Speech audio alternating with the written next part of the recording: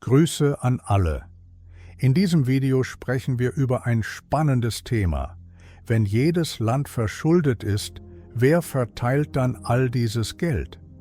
Im Jahr 2025 steht die Welt vor einer Zahl, die unser Vorstellungsvermögen sprengt.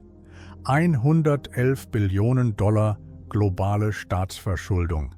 Nicht ein Land, sondern alle Länder zusammen. Die USA schulden 38 Billionen, China 19, Japan fast 10. Überall Schulden, Defizite, dringende Zahlungen. Doch dabei stellt sich eine Frage, die kaum jemand stellt. Wenn jedes Land Schulden hat, wem schulden wir dann wirklich? Staaten schulden nicht primär anderen Staaten, sondern Gläubigern, Zentralbanken, Pensionsfonds, Versicherern, Investmentfonds und privaten Anlegern. In den USA halten inländische Gläubiger den Großteil der Schulden, darunter die Federal Reserve, Pensionsfonds und Banken. Das restliche Drittel liegt bei ausländischen Investoren.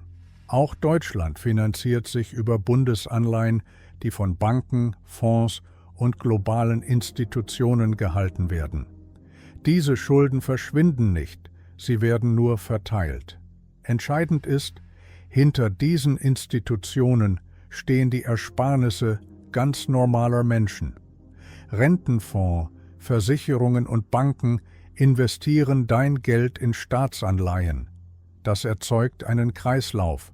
Du leihst dem Staat Geld, die Regierung zahlt Zinsen über Steuern, die du wieder zahlst, und die Institutionen dazwischen kassieren Gebühren. Noch komplexer wird es, wenn Zentralbanken Schulden halten. Sie kaufen Staatsanleihen, indem sie neues Geld erschaffen.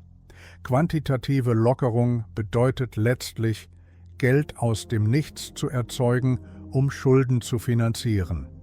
Wenn Regierungen sich über ihre Zentralbanken finanzieren, schulden sie in Wahrheit niemandem direkt, aber gleichzeitig allen. Denn die erzeugte Geldmenge führt zu Inflation, einer versteckten Steuer, die besonders Menschen trifft, deren Vermögen aus Löhnen und Ersparnissen besteht. Während die Reichen Vermögenswerte halten, die mit Inflation steigen, verlieren die einfachen Bürger Kaufkraft. Die Geschichte zeigt dieses Muster immer wieder. Rom entwertete den Denarius, Deutschland druckte in den 1920er Jahren Geld, Simbabwe im Jahr 2008. Inflation zerstörte Ersparnisse, Vertrauen und wirtschaftliche Stabilität. Heute liegt die globale Verschuldung bei 235% der Weltwirtschaftsleistung, wächst schneller als Einkommen und Produktion und kann realistisch nie vollständig zurückgezahlt werden. Banken erschaffen Geld durch Kredite, aber nie genug Geld, um Zinsen zu decken. So gibt es strukturell mehr Schulden als Geld. Jemand fällt immer aus, Haushalte, Unternehmen oder Staaten. Besonders hart trifft es Entwicklungsländer. Sie zahlten 2024 über 900 Milliarden Dollar an Zinsen, oft mehr als sie für Bildung oder Gesundheit ausgeben. Viele Länder zahlen inzwischen über 10% ihrer Einnahmen allein an Gläubiger, häufig westliche Banken oder internationale Institutionen. 2023 floss mehr Geld aus Entwicklungsländern ab, als neue Kredite hineinkamen. Das ist die Schuldenfalle. Geld fließt von der Peripherie ins Zentrum. Die wichtige Frage lautet also nicht, wem wir schulden, sondern wer vom Schuldensystem profitiert. Es sind die Institutionen, die das Geld kontrollieren. Zentralbanken, Fonds, Versicherungen, große Banken und politische Eliten. Schulden sind kein Fehler, sondern ein Mechanismus. Sie ermöglichen Kontrolle und einen stetigen Transfer von unten nach oben. Schon frühere Systeme funktionierten ähnlich.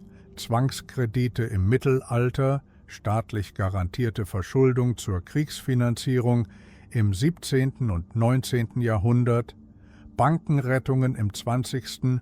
und massives Gelddrucken im 21. Jahrhundert. Jahrhundert.